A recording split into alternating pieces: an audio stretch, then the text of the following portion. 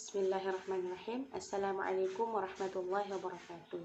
Nama saya Nihayatul Zayan, NIM 2001-06147 dari kelompok 3, yaitu sebagai pemateri pertama akan memaparkan materi mengenai penting atau tidaknya bahasa Indonesia dan ragam bahasa Indonesia. Yang pertama yaitu penting atau tidaknya bahasa Indonesia. Sebuah bahasa dianggap penting atau tidak apabila memenuhi 3 kriteria. Yang pertama yaitu jumlah penuturnya. Dipandang dari jumlah penuturnya, bahasa di Indonesia ada 2, yaitu bahasa Indonesia dan bahasa daerah atau bahasa ibu. Bahasa Indonesia lahir sebagai bahasa kedua bagi sebagian besar warga negara Indonesia. Bahasa yang pertama kali muncul pada diri seseorang yaitu bahasa daerah atau bahasa ibu. Bahasa Indonesia mulai dikenal oleh anak-anak pada saat usia mereka sampai pada usia sekolah atau taman kanak-kanak.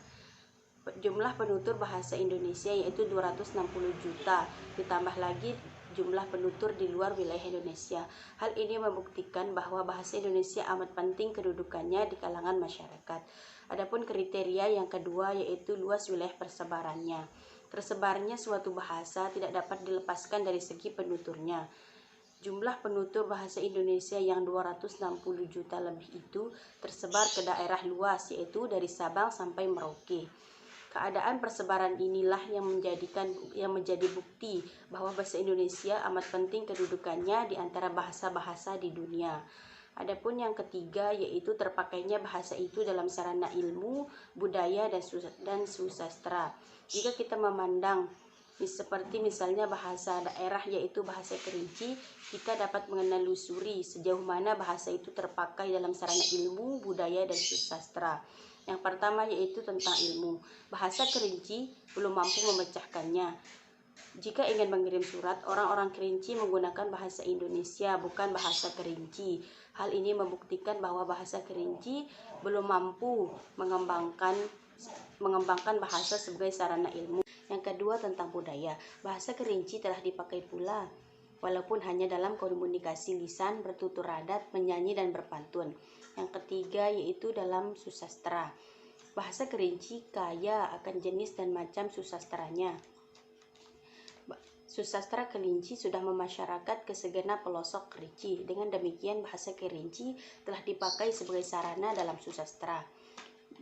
Dari ketiga hal di atas, bahasa Indonesia telah menjalankannya dengan sangat sempurna dan baik. Hal ini membuktikan bahwa bahasa Indonesia adalah bahasa yang sangat penting. Pembahasan yang kedua yaitu ragam bahasa Indonesia. Ragamnya yang pertama yaitu ragam lisan dan tulisan. Ragam lisan dan tulisan berbeda. Perbedaannya ialah yang pertama, ragam lisan menghendaki orang kedua, teman berbicara berada di depan pembicara, sedangkan ragam tulis tidak mengharuskan adanya teman bicara ada di depan. Perbedaannya yang kedua yaitu dalam ragam lisan, unsur-unsur fungsi gramatikal seperti subjek, objek, dan predikat tidak digunakan. Hal ini disebabkan oleh bahasa yang digunakan dapat dibantu oleh gerak, mimik, pandangan, anggukan, dan intonasi. Adapun perbedaannya yang ketiga yaitu ragam lisan sangat terikat pada kondisi, situasi, ruang, dan waktu. Sedangkan ragam tulis tidak terikat oleh situasi, kondisi, ruang, dan waktu. Perbedaannya yang terakhir yaitu ragam lisan dipengaruhi oleh tinggi rendahnya dan panjang pendeknya suara. Sedangkan ragam tulis dilengkapi dengan tanda baca, huruf besar, dan huruf miring. Contoh ragam lisan dan tulis dalam penggunaan bentuk kata. Untuk ragam lisan contohnya seperti bila tak sanggup tak perlu lanjutkan pekerjaan itu, dan untuk ragam tulis menjadi apabila tidak sanggup engkau tidak perlu melanjutkan pekerjaan itu. Contoh dalam penggunaan kosakata. Dalam ragam lisan menjadi mereka lagi bikin denah untuk pameran entar. Dalam ragam tulisan menjadi mereka sedang membuat denah untuk pameran nanti. Contoh dalam penggunaan struktur kalimat. Untuk ragam lisan menjadi rencana ini saya sudah sampaikan kepada direktur. Dalam ragam tulis menjadi rencana ini sudah saya sampaikan kepada direktur. Sekian yang dapat saya sampaikan. Untuk ragam selanjutnya akan dibahas oleh teman saya. Bismillahirrahmanirrahim. Assalamualaikum warahmatullahi wabarakatuh. Perkenalkan, nama saya Hurul In, NIM 2001-06149. Di sini saya akan mempresentasikan materi yang berjudul yang berjudul Ragam Baku dan Tidak Baku. Ciri bahasa baku di Indonesia yang pertama adalah memiliki kaidah atau aturan yang mantap atau stabil. Yang kedua adalah diterima dan digunakan oleh masyarakat pemakai. Pengajar yang mengajar kan karena ada kata pengajar yang mengajar. Yang ketiga adalah berkemampuan ilmiah, mampu mengungkapkan proses pemikiran yang kompleks di berbagai iptek. Yang keempat adalah efektif, sedikit mungkin bahasa yang digunakan, sebanyak mungkin pesan yang dapat disampaikan. Fungsi dari bahasa baku yang pertama adalah fungsi kealatan atau instrumental. Hakikat bahasa sebagai alat komunikasi. Yang kedua adalah fungsi pemersatu, mengikat kebinekaan suku bangsa. Yang ketiga adalah fungsi penanda kepribadian, atau menyatakan identitas sebagai orang Indonesia dan membedakannya dari bahasa-bahasa lainnya. Yang keempat adalah fungsi penambah wibawa. Jika digunakan oleh kalangan masyarakat berpengaruh, jika dikaitkan juga dengan hasil teknologi yang modern dan unsur kebudayaan yang baru. Yang kelima adalah sebagai kerangka acuan, frame of reference, tolak ukur yang disepakati bersama untuk menilai ketetapan pengguna bahasa atau ragam bahasa. Juga berkaitan dengan penggunaan bahasa secara baik, yaitu penggunaan bahasa yang sesuai dengan situasinya.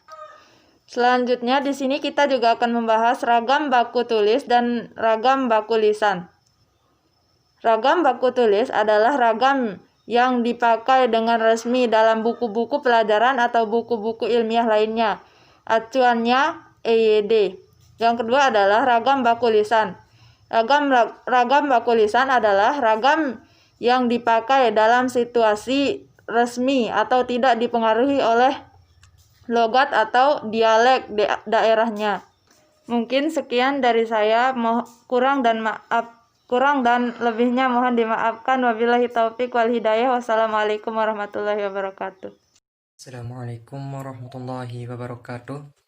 Saya Abdul Wahab Saroni dengan nomor induk mahasiswa 2001061127 akan melanjutkan presentasi kami tentang ragam bahasa Indonesia. Ragam bahasa Indonesia yang keempat yaitu ragam sosial dan ragam fungsional. Ragam sosial adalah ragam bahasa yang didasarkan atas kesepakatan bersama dalam lingkungan sosial yang lebih kecil dalam masyarakat. Ragam sosial juga dikaitkan dengan ragam baku nasional, yang dimana ragam baku nasional adalah ragam sosial yang tinggi, sedangkan ragam baku daerah adalah ragam sosial yang rendah. Sedangkan ragam fungsional adalah ragam bahasa yang dikaitkan dengan lembaga, kemudian lingkungan kerja, profesi, pekerjaan, dan sebagainya. Ragam bahasa fungsional juga disebut dengan ragam profesional.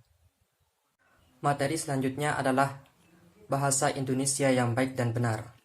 Bahasa Indonesia dikatakan baik dan benar jika bahasa itu mematuhi aturan-aturan dan kaidah-kaidahnya, seperti kuda memakan rumput, di mana kalimat tersebut merupakan kalimat yang baik dan benar karena terdiri atas subjek, predikat, dan objek dan dapat dimengerti secara makna.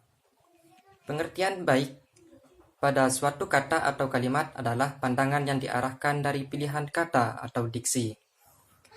Misalkan kata mati, tewas, meninggal, dan sebagainya. Jadi bahasa yang benar adalah bahasa yang menerapkan kaidah dengan konsisten. Sedangkan yang dimaksud dengan bahasa yang baik adalah bahasa yang mempunyai nilai rasa yang tepat dan sesuai dengan situasi pemakaiannya. Sekian dari presentasi kami, kurang lebihnya mohon maaf. Assalamualaikum warahmatullahi wabarakatuh.